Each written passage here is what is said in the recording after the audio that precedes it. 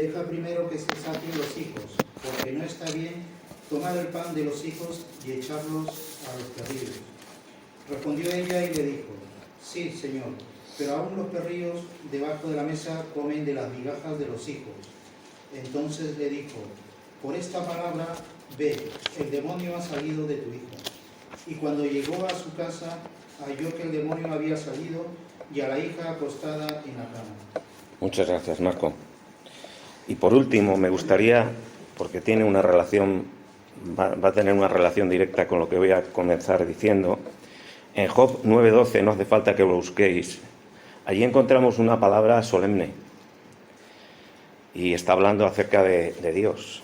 Y dice: he aquí arrebatará, ¿y quién le hará restituir?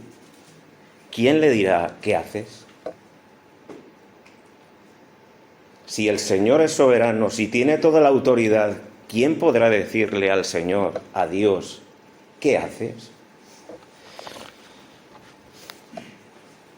La palabra condensa un enorme número de personas que son mencionadas en la Escritura, y entre ellas encontramos figuras principales. Allí encontramos, por ejemplo, a Abraham, a Moisés, a David, figuras descollantes con las que el Señor establece una relación y que cobran un espacio muy grande a lo largo de la Escritura. Son ejemplos. Y el autor de los Hebreos, inspirado por el Espíritu Santo, en el capítulo 11 nos señala también a un buen número de personas, definiéndolas como héroes de fe. Todas ellas pertenecían al Antiguo Testamento. Ahora bien, a medida que voy creciendo en los caminos del Señor, el Señor me va enseñando que igual que hay una enorme bendición en fijarnos en esas figuras principales que brillan de una forma más profunda y que tienen un peso y un espacio más grande en la Escritura, de la misma forma que lo podemos aprender de ellos, también hay figuras secundarias en los que en muchos de ellos no hay brillo, en los que en muchos de ellos solamente conocemos el nombre y unos pocos hechos o unas pocas palabras, y en los cuales en algunos otros ni siquiera conocemos su nombre y tan solo sus palabras y sus hechos. Son personajes anónimos que entran y salen de la Escritura sin que después sepamos nada más de ellos. Pero, hermanos, qué equivocados estaríamos si pensamos que esas personas no tienen nada que decirnos, que de esas personas no tenemos nada que aprender. Como os digo, a medida que voy creciendo, me doy cuenta cuántos personajes o figuras secundarias son de enorme relevancia para mi crecimiento, para mi ejemplo, para mi bendición. Son referentes. Si no eran héroes de la fe, son referentes, y el Señor ha colocado a estos hombres y mujeres en la Escritura para nuestra enseñanza, para que advirtamos de cosas que verdaderamente debemos de imitar y debemos de aprender. El contexto inmediato de Marcos 7, de uno de los pasajes que hemos leído, pues comienza con un enfrentamiento de parte de los fariseos y escribas, como no, contra Jesús, esta vez a cuenta de la deficiente observancia de las tradiciones y mandamientos de los fariseos por parte de los discípulos. Y muchas veces lo olvidamos. Pero estas personas, fariseos, escribas, representaban en aquel tiempo, por su posición y ante los ojos de Dios, a aquellos que supuestamente ellos estaban convencidos que debían de ser los que estaban más cerca de Dios.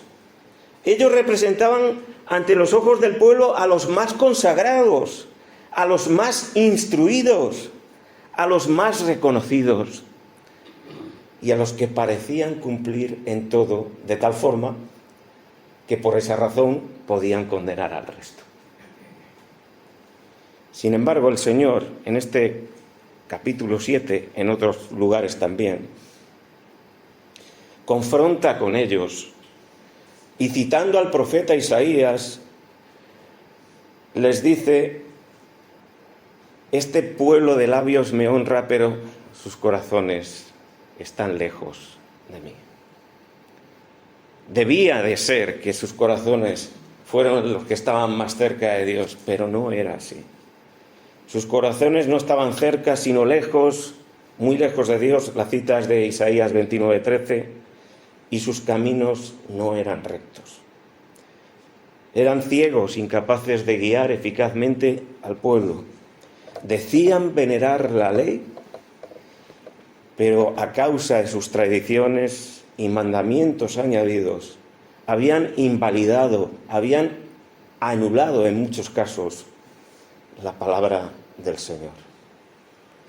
Y por todas estas cosas hacían errar al pueblo con sus interpretaciones.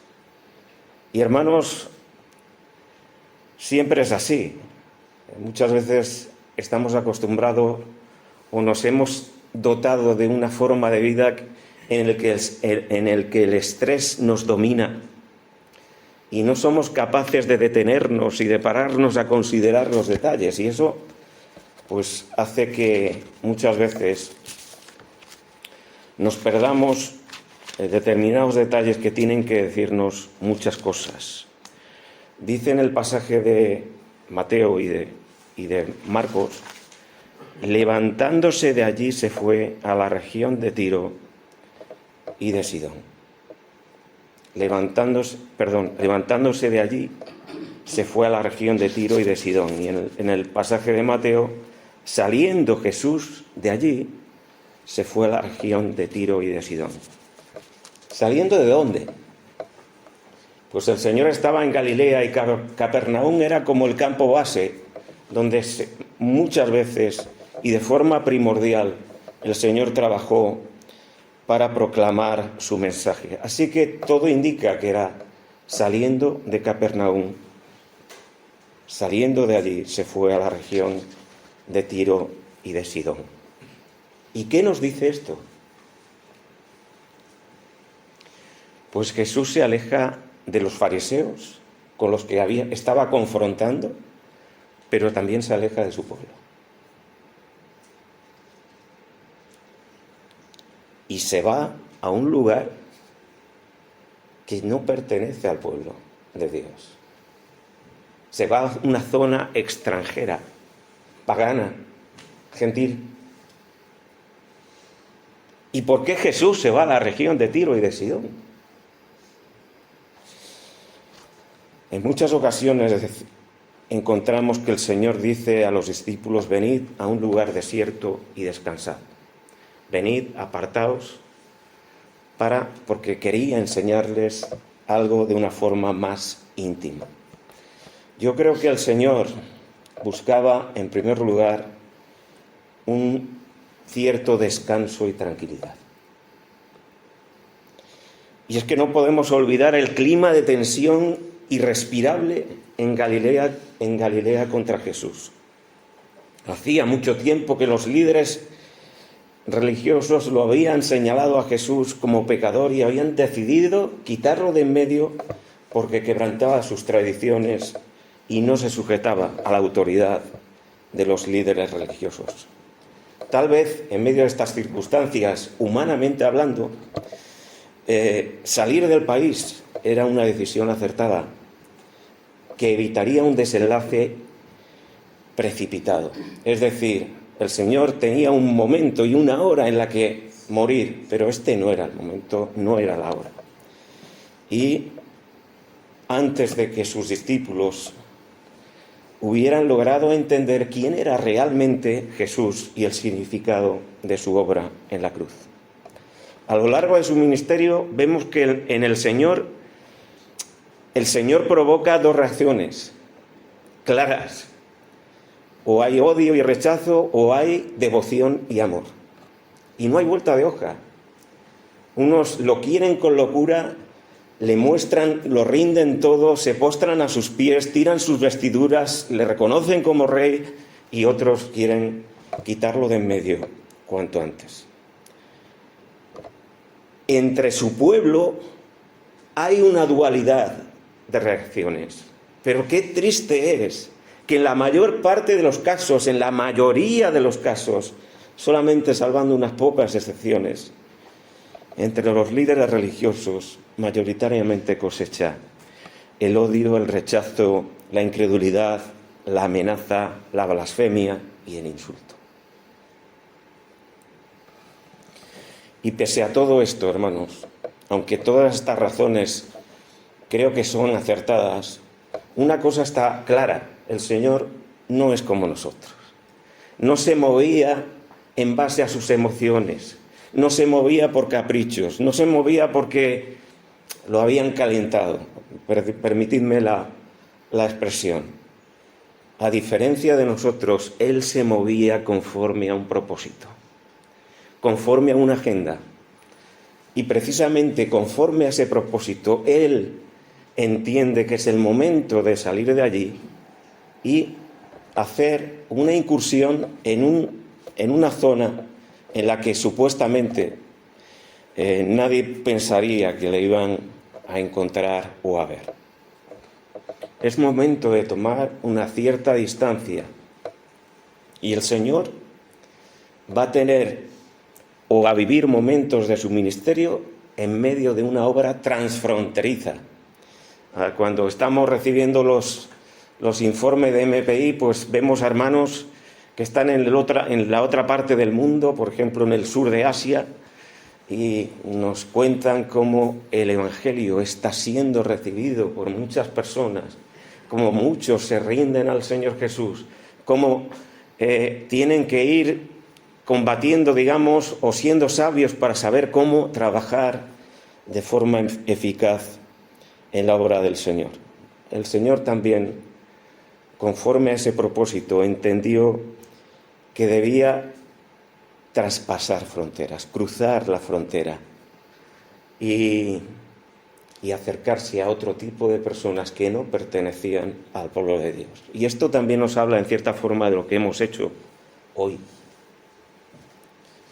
Porque el Señor cruzó los abismos eternos, en primer lugar, dejó su trono, su gloria, el cielo, para venir aquí, a esta tierra sumida en oscuridad, sumida en pecado, sumida en violencia, en injusticias, en impiedad, para quitar entre nosotros. Qué misterio, hermanos. Por mucho que lo digamos, es que es tremendo. Y no solamente para eso, no solamente se encarnó para dar un ejemplo, para demostrar cuánta sabiduría tenía, sino para finalmente morir en la cruz por nosotros. Así que a través de este pasaje y de otros, porque antes en el capítulo 5 de Marcos le vemos también en una incursión en Decápolis, donde se encuentra con un gadareno también que está endemoniado, Legión. Él va a mostrar atisbos, tibios atisbos, de lo que a causa de su muerte y resurrección acabará con los muros de separación entre judíos y gentiles. Así que saliendo de allí se fue a la región de Tiro y de Sidón y entrando en una casa. Sale de Galilea a Tiro y a Sidón. Hoy es el Líbano, antiguamente eso era Fenicia y pertenecía a la provincia romana de Siria. Por eso el nombre de la mujer, una mujer siro-fenicia. El origen era Fenicia, pero la provincia pertenecía a la provincia romana de Siria. Y durante este tiempo en el que el Señor se aleja de su pueblo, primero Él va a Fenicia, a Sirofenicia. Luego está en Decápolis, capítulo 7 y versículos 31 en adelante, y finalmente llega a Cesarea de Filipo en el capítulo 8 y versículo 27, donde allí encontramos un suceso primordial, y por eso os comentaba que tenía que ver con un propósito de parte del Señor.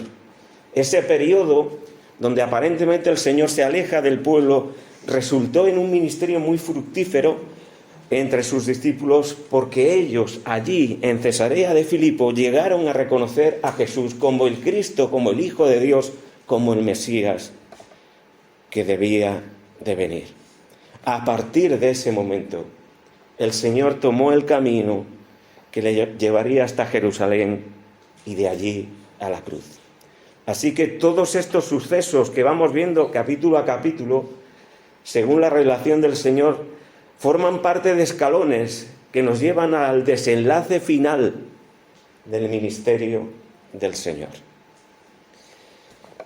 Y una de las cosas que me ha sorprendido es que en el versículo, en el pasaje de Marcos, dice: levantándose de allí se fue a la región de Tiro y de Sidón, y entrando en una casa. El Señor nunca va sin rumbo ni a la aventura. Cuando va a Samaria sabe a quién va a buscar y con quién se va a encontrar.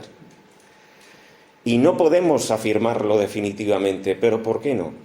Podía ser que esa casa fuese como es la casa de Marta, Lázaro y María, de alguien que había creído en él. No lo podemos afirmar, pero podía ser que fuese la casa de un discípulo. Y lo siguiente que dice el texto es: y no quiso que nadie lo supiese. El Señor cruza la frontera y pretende no ser reconocido, pasar desapercibido, descansar, cumplir la agenda y el propósito que le lleva allí. El propósito de juntar a sus discípulos, de explicarles algo más de sí mismo y de la obra que él ha venido a hacer. Pero en medio de todo este proyecto, el plan del Señor se ve, entre comillas, interrumpido a causa de una mujer. Porque una mujer, dice Marcos 7:25, cuya hija tenía un espíritu inmundo, luego que oyó de él, vino y se postró a sus pies. No sabemos cómo se enteró. El Señor seguramente había sido cuidadoso en no tocar las campanas. En realidad él nunca lo hacía, pero es que el propio brillo de la presencia del Señor atraía a las personas y a las multitudes. Pero no sabemos cómo se enteró. Lo cierto es que dice que luego que oyó de él,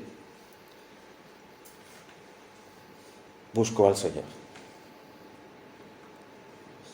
Y nos encontramos con una mujer que sin ver a Jesús nunca, ya había creído en el testimonio de los que le hablaron de él.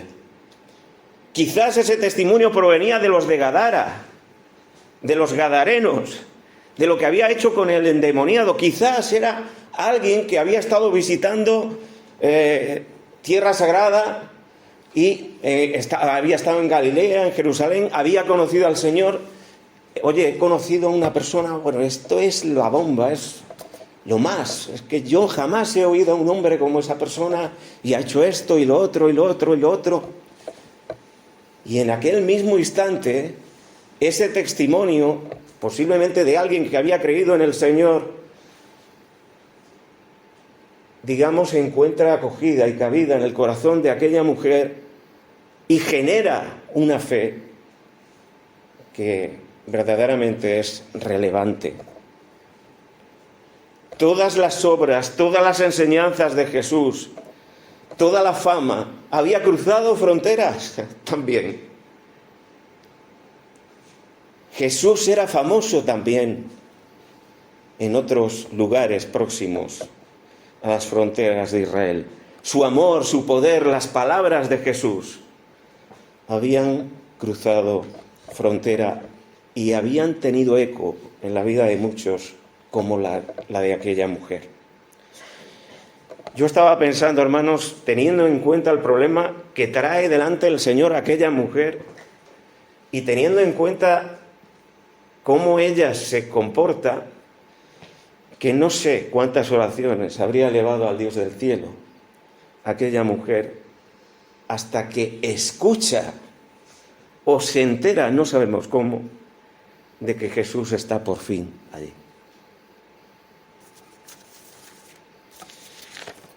Y entonces, hermanos queridos,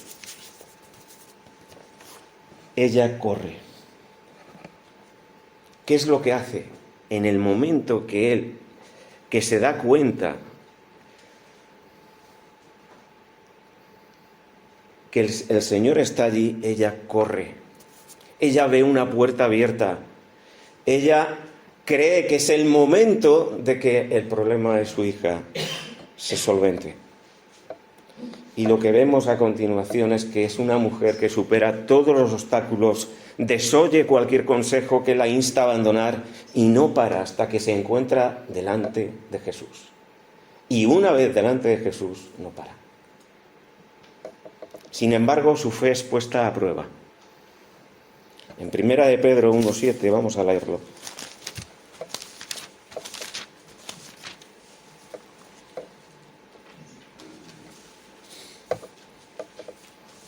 Dice allí, para que sometida a prueba vuestra fe, mucho más preciosa que el oro, el cual aunque perecedero se prueba con fuego, sea hallada en alabanza, gloria y honra, cuando sea manifestado Jesucristo. Esa fe puesta a prueba era una forma de actuar que en muchos casos el Señor utiliza con grandes siervos de Dios. Por ejemplo, con Abraham, por ejemplo, con Jacob y Esaú. Cuando están en ese enfrentamiento, él tiene que salir de allí, de su tierra, de su parentela. Con José, cuando es vendido a Egipto. Con Israel, cuando es liberado de la cautividad de Egipto, pero dice el Señor que yo te llevé al desierto para probarte. O, por ejemplo, Daniel en el foso de los leones. La fe de David también se prueba durante una serie de años hasta que recibe por fin el trono. A modo de vallas, el corredor de obstáculos tiene que ir corriendo, superando obstáculos para llegar el primero. Pues de alguna manera también esta mujer se encuentra con obstáculos para llegar a obtener la respuesta que pretende de parte del Señor. ¿Cómo es puesta a prueba su fe? En primer lugar, por el silencio del Señor. En el capítulo 15 que nos ha leído David, dice allí en el versículo 22 y 23, he aquí una mujer cananea que había salido de aquella región clamaba diciéndole, Señor, Hijo de David, ten misericordia de mí, mi hija es gravemente atormentada por un demonio. Versículo 23. Pero Jesús no le respondió palabra. Así que la primera valla que tenía que superar aquella mujer era el silencio de Dios. Jesús no responde de primeras al ruego de aquella mujer. A eso se une el dolor lacerante y desesperado por la situación de su hija. No sabemos cuánto tiempo llevaba así, pero el caso es que la hija estaba gravemente, dice, atormentada por un demonio. No se dice cuánto tiempo llevaba así, no se dice nada del padre de la hija, no se menciona si había muerto, si era una mujer abandonada, pero lo cierto es que la situación era muy, muy difícil. Así que el silencio de Dios, el dolor de la situación de su hija, otra prueba, otra razón de la prueba de fe es por el rechazo. Dice en el pasaje de Mateo, en el versículo 23, pero Jesús no le respondió palabra, entonces acercándose sus discípulos le rogaron diciendo, despídela, pues da voces tras nosotros, nos molesta, quítate a esta loca de aquí.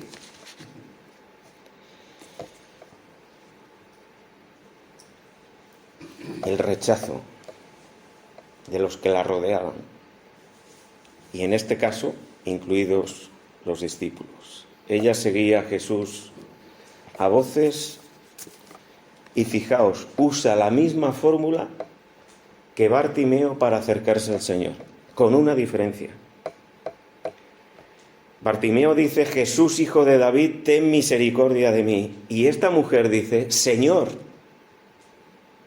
hijo de David, ten misericordia de mí. Rey de Israel, hijo de David, Mesías esperado por el pueblo de Dios, socórreme.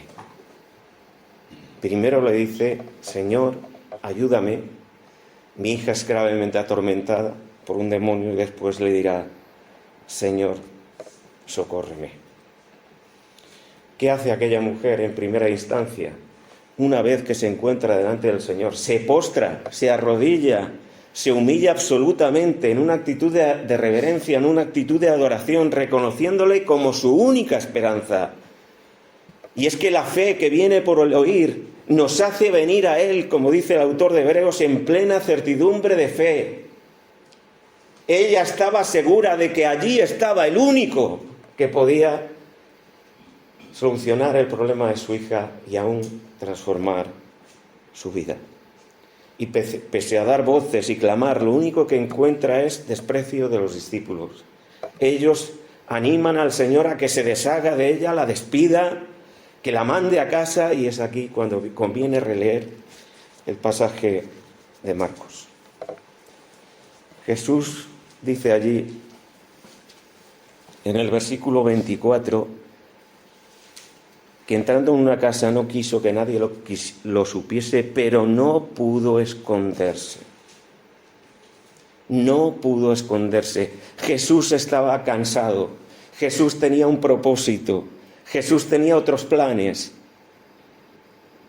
inmediatos. Pero esta mujer irrumpe y él no puede esconderse. Pero no pudo esconderse. No pudo dejar de tratar con aquella mujer que insistía en pedir su gracia y misericordia. ¿Cómo ocultar el brillo de su poder, de su presencia, de sus palabras, de su bondad? Y es que la tónica dominante en el ministerio de Cristo fue precisamente eso, que no pasaba inadvertido y que provocaba siempre reacciones. No pudo esconderse.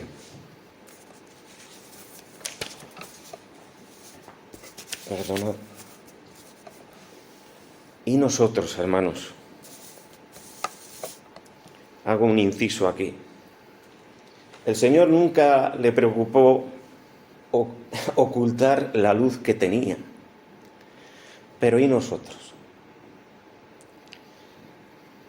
¿Pretendemos pasar desapercibidos en medio del mundo?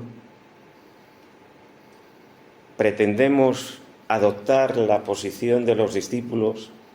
No porque ya tengamos al Señor delante, sino porque de alguna manera y en ocasiones alguien irrumpe, nos rompe los esquemas, nos rompe la agenda y eso nos molesta.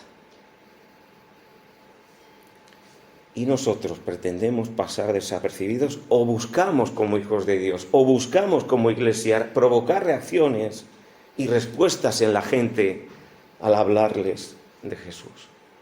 Hagamos esa pregunta a raíz de lo que estamos leyendo. Cuando Jesús responde a la mujer en primera instancia fue para señalar que Él tenía una misión prioritaria. No he sido enviado sino a las ovejas de Israel. Y entonces otra valla que ha de superar la mujer es la demora y la espera. Deja primero que se sacien los hijos. Qué palabra más contundente, ¿eh? No era fácil mantener la calma en esa situación. La demora o la espera. No hay una respuesta inmediata, ni una manifestación de poder y de gracia de parte del Señor de forma rápida en favor de aquella mujer. Y no solamente dice eso, el Señor le dice, deja primero, no está bien tomar el pan de los hijos.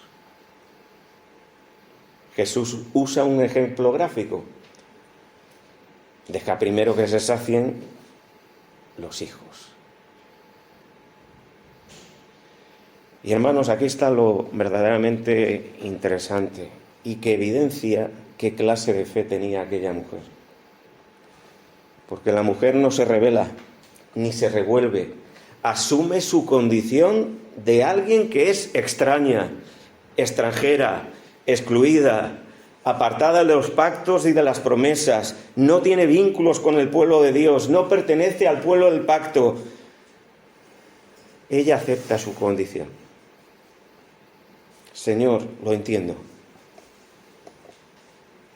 Acepto mi condición. Muchos se ofenden porque el Señor no les da lo que piden o no lo hace en el tiempo en el que ellos quieren.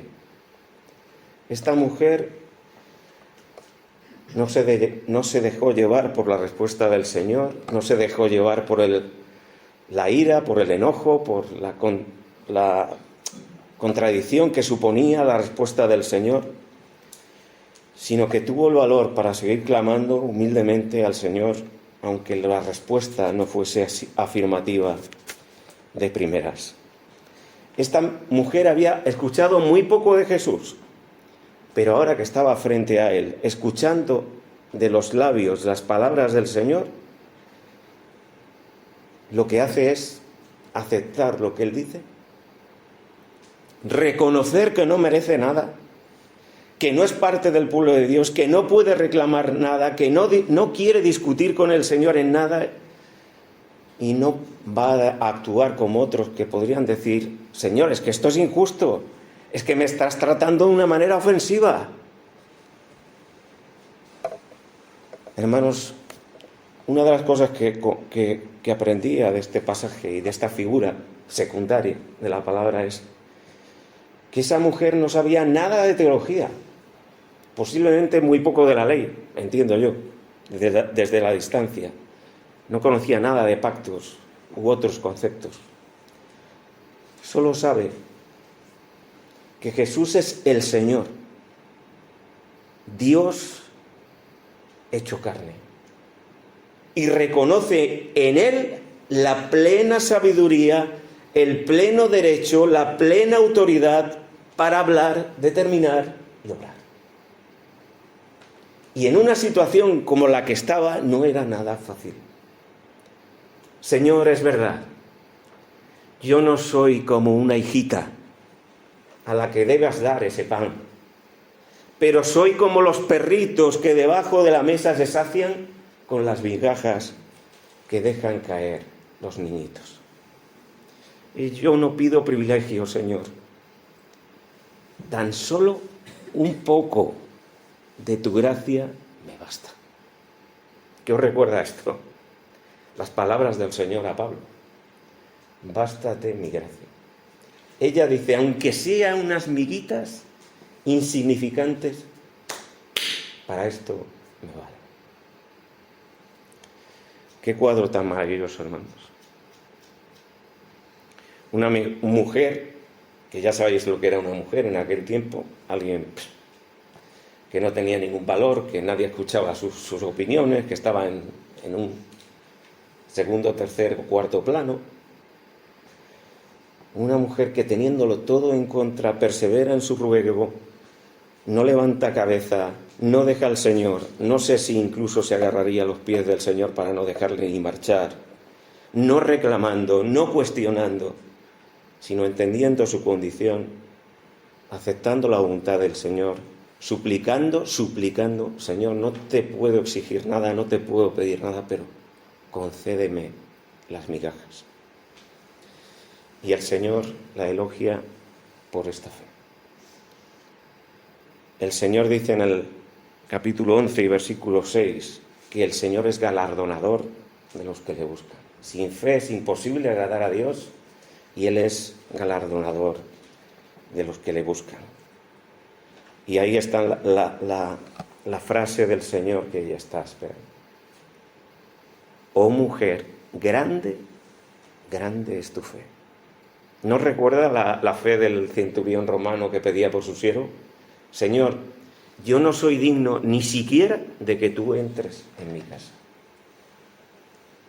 Y el Señor dice, ni aún en Israel he hallado tanta fe como en este hombre.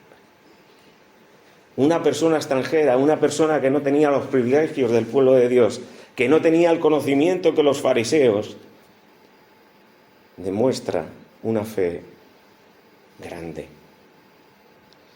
Oh mujer, grande es tu fe, el demonio ha salido de tu hija. Por esta palabra, en el versículo 29 del capítulo 7 de Marcos, por esta palabra, ve, el demonio ha salido de tu hija. Por esta palabra, ¿a qué se refiere? Señor, con que me des unas miguitas me basta. Por esta palabra, ve, el demonio ha salido de tu hija. Y ella dice, no señor, pero ¿cómo me vas a hacer eso? Vente conmigo a mi casa. Nada, en absoluto. Ella se va confiada, llena de gozo por esta palabra del Señor. Continuó su camino de fe hasta llegar a casa y ver a su hija, quizás acostada, pero sea como sea, libre de aquel demonio y recuperada en su libertad para siempre. Le otorgó la petición al Señor de la manera que no esperaba, ni imaginaba. No hace falta ni que te acompañe. Ve por esta palabra, ya tienes lo que has pedido. ¿Qué podemos aprender de este pasaje, hermanos? El contexto del capítulo 7 es ¿qué es lo que contamina al hombre? Y por eso el Señor confronta a aquellos fariseos, saca a relucir sus verdaderas actitudes, lo alejado de sus corazones de la voluntad de Dios, y entonces después se va a la región de Tiro y de Sidón. Meditando en ese contexto, lo primero que aprendía es cuidado con dar por sentado que por el lugar que ocupamos y que por los dones que tenemos y que ejercemos en la Iglesia, todo en nuestra vida espiritual está bien. Cuidado. Porque lo que podemos aprender de este pasaje del capítulo 7 hasta aquí es cómo está mi corazón y dónde está mi fe.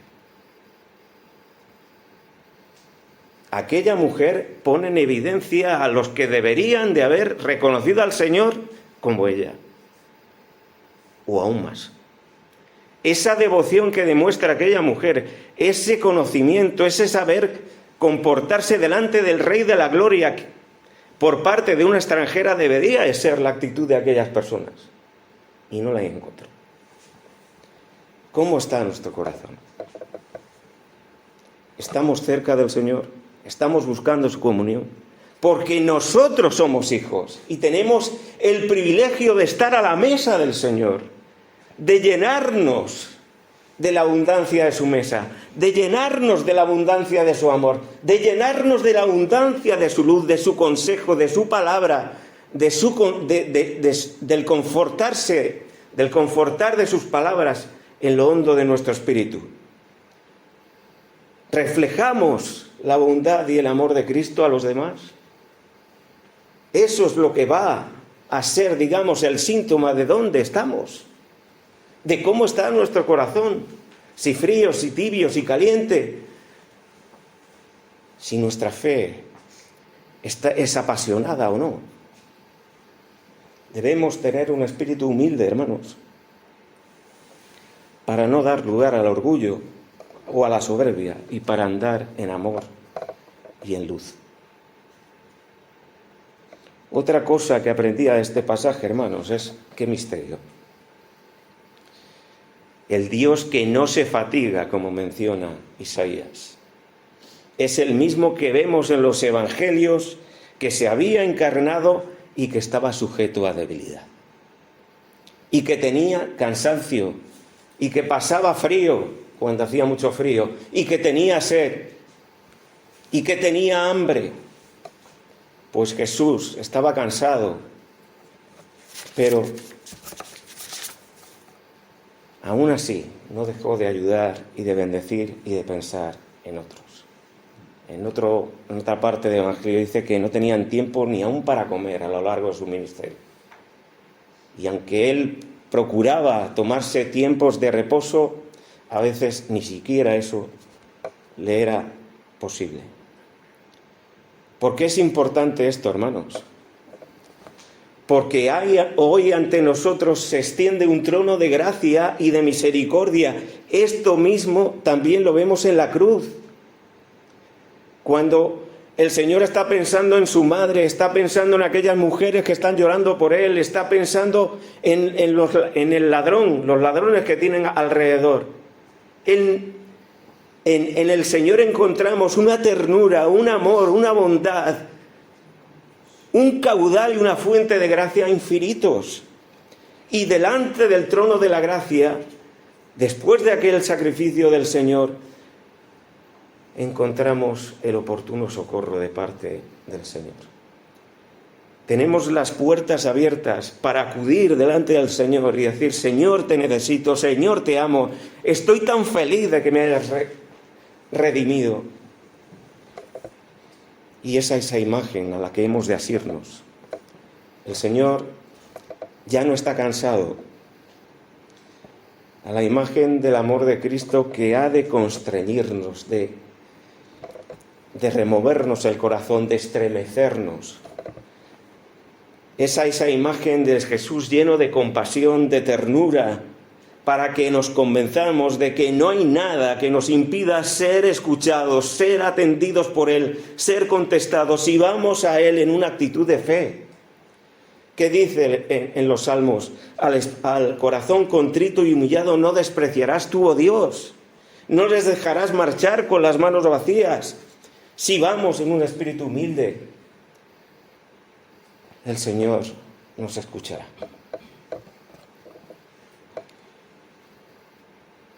Sabemos cómo se acercó aquella mujer ante el Señor. ¿Cómo nos acercamos nosotros frente a esta realidad de que tenemos un trono de gracia y oportuno socorro? Como discípulos y discípulas de Él, que desean caminar a su lado, que desean ser semejantes a su divino Maestro y Señor. ¿O somos alguien que quizás tiene dudas de si Jesús podrá dar respuesta a la necesidad que tenemos? Nosotros no tenemos el problema que tenía aquella mujer. Tenía una hija endemoniada, pero tenemos otras necesidades. Y tenemos que estar convencidos de que solamente en Jesús tenemos a aquel que puede dar respuesta a todas nuestras necesidades. De unas nos librará y de otras el Señor nos enseñará, si es así, que su gracia nos ha de bastar.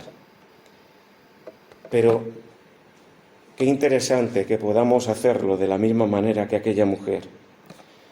Exponer nuestra causa, suplicar por su poder transformador, perseverar en la oración. Y es importante porque el Señor nunca rechaza, no defrauda, no abandona a los suyos. Él está dispuesto a bendecir a los que le buscan de corazón.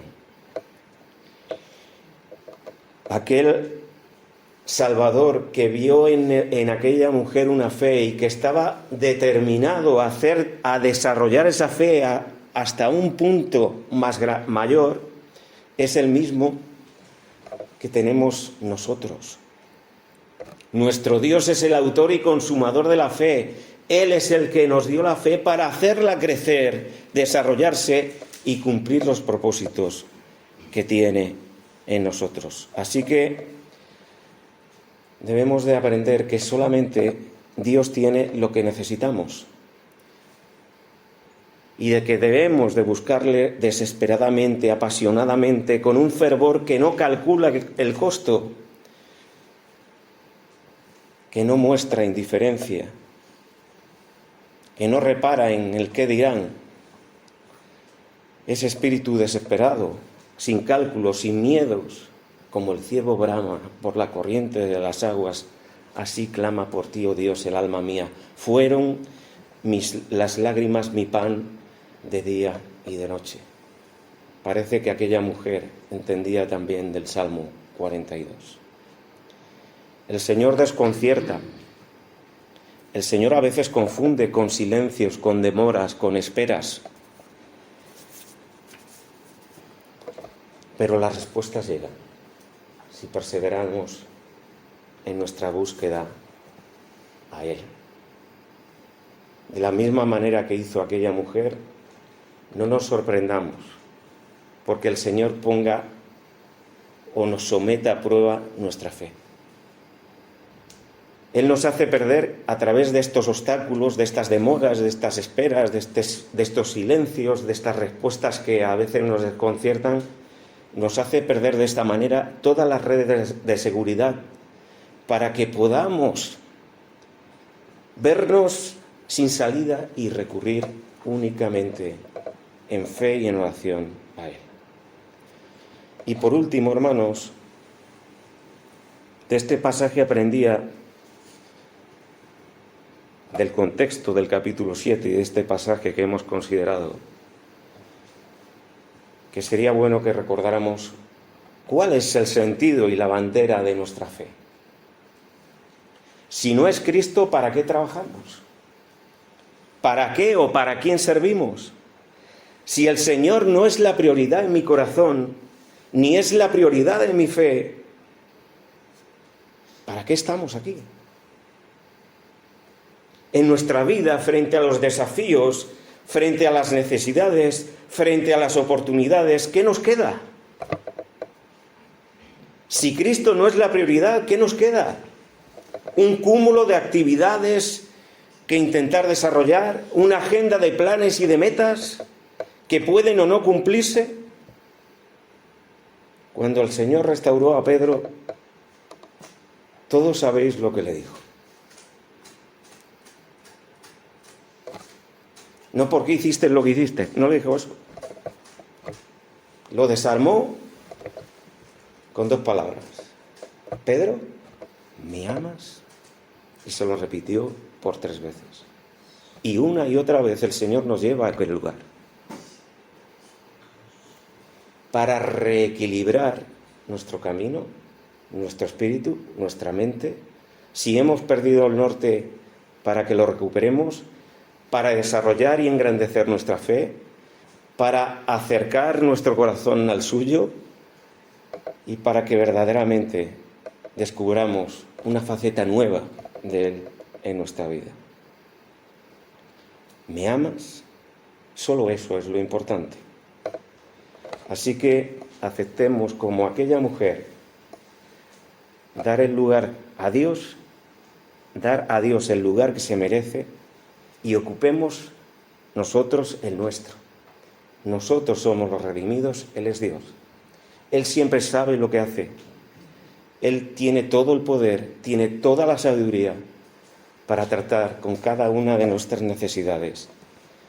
Así que nuestra actitud debe ser la de humillarnos y aceptar su buena voluntad, agradable y perfecta. Vamos a tener una oración.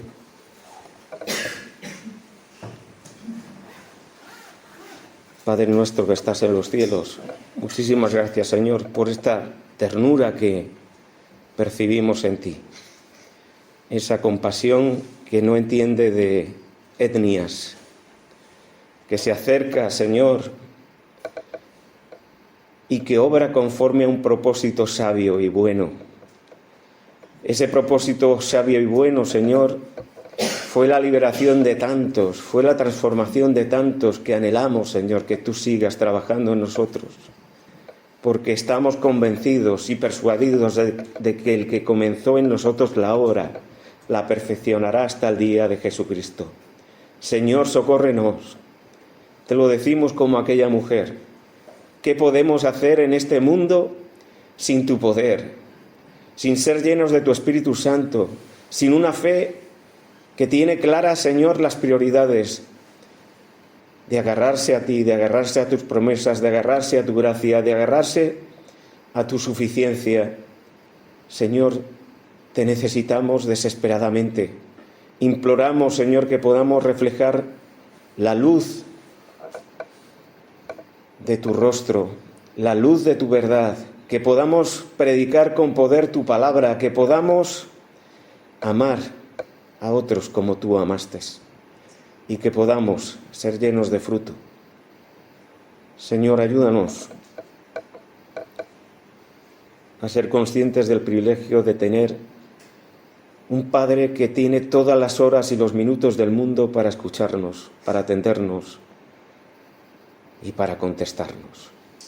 Qué maravilla que tenemos un trono de gracia donde podemos ser socorridos en cualquier situación. Bendice mucho nuestras vidas, ayúdanos a que tu palabra no caiga en saco roto y te suplico asimismo, Señor, que tú bendigas muchísimo a mis hermanos. Señor, a veces a lo largo del camino nos cansamos y tú nos tienes que llevar, si no al desierto, a un lugar aparte para hablarnos al corazón y hacernos despertar. Bendices profundamente la vida de tus hijos aquí. Muéstrales tu gloria. Señor, vindica su fe y ayúdales, Señor, para que lleven mucho fruto para la gloria de tu nombre. Gracias por este tiempo. Gracias por tu palabra. Gracias por sentir tu mano alrededor de nuestros hombros, infundiendo en nosotros aliento y paz. Gracias, Señor. Te lo pedimos en el nombre de Jesús. Amén.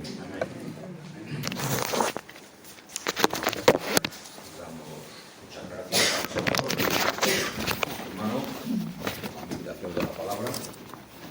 Y pedimos que llevéis también nuestro amor y gratitud al resto de la Iglesia. Gracias, hermano. Mucho.